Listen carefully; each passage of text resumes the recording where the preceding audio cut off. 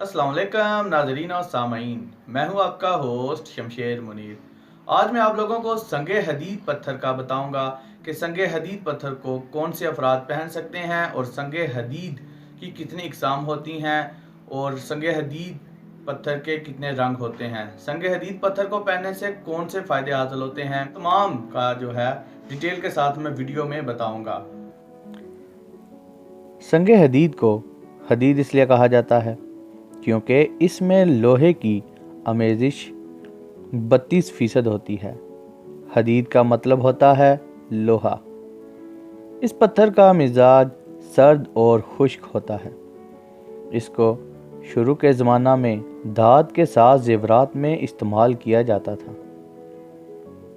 संगे हदीद के आम तौर पर 3 रंग गहरा स्याह, हल्का स्याह और खाकी स्याह हैं। इसकी 2 किस्में हैं।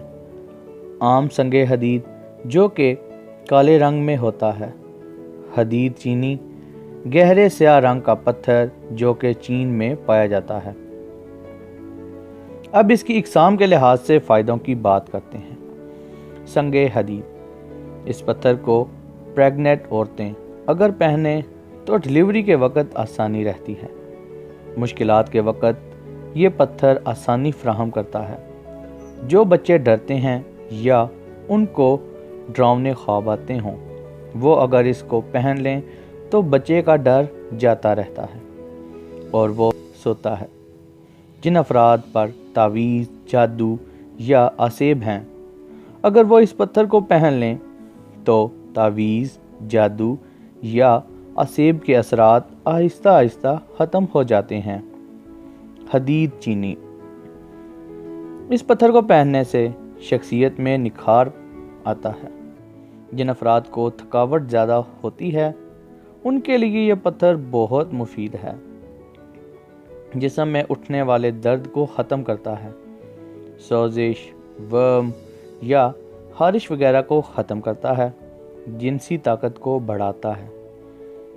इस पत्थर को बुर्ज, जदी और दिलों वाले अफराद पहन सकते हैं जिनके नाम जीम, हे, दाल, ज़ोए, ज़ौद, गाफ, आइन, शीन, सौद या से शुरू होते हों, वो भी इस पत्थर को पहन सकते हैं।